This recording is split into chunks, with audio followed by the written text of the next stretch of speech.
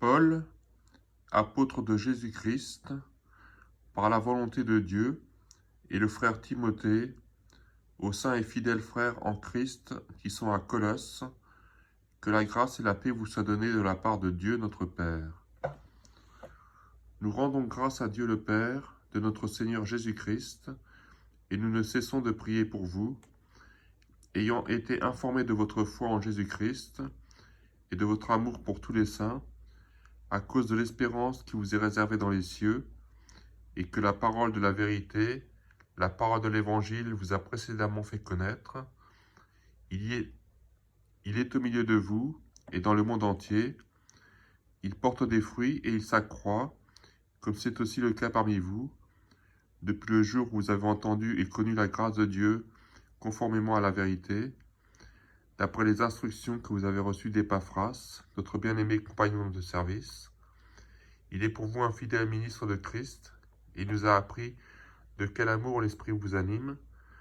C'est pour cela que nous aussi, depuis le jour où nous en avons été informés, nous ne cessons de prier Dieu pour vous.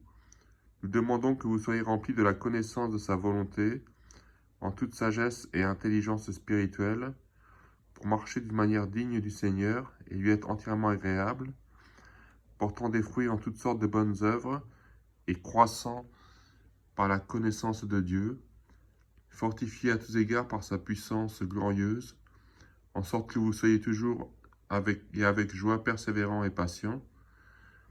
Rendez grâce au Père qui vous a rendu capable d'avoir part à l'héritage des saints dans la lumière. Il nous a délivrés de la puissance des ténèbres et nous a transportés dans le royaume de son Fils bien-aimé, en qui nous avons la rédemption, le pardon des péchés.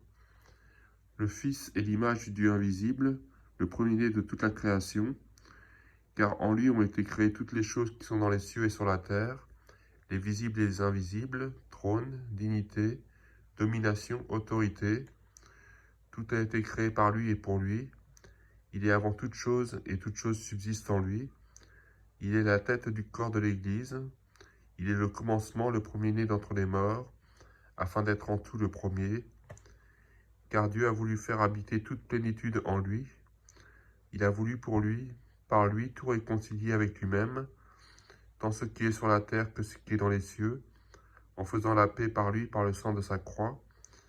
Et vous qui étiez autrefois étrangers et ennemis par vos pensées et par vos mauvaises œuvres, il vous a maintenant réconciliés par sa mort dans le corps de sa chair, pour vous faire paraître devant lui saint et sans défaut et sans reproche, si du moins vous demeurez fondés et inébranlables dans la foi, sans vous détourner de l'espérance de l'Évangile que vous avez entendu et qui a été prêché à toute créature sous le ciel, et dont moi, Paul, j'ai été fait ministre.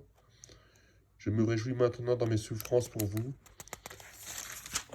et ce qui manque aux souffrances de Christ, je l'achève dans ma chair pour son corps, qui est l'Église.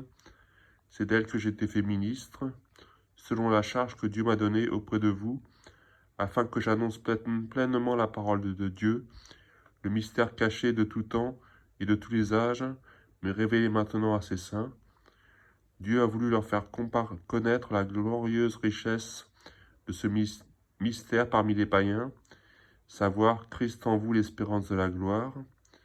C'est lui que nous annonçons, exhortant tout homme et instruisant tout homme en toute sagesse, afin de présenter à Dieu tout homme devenu parfait en Christ.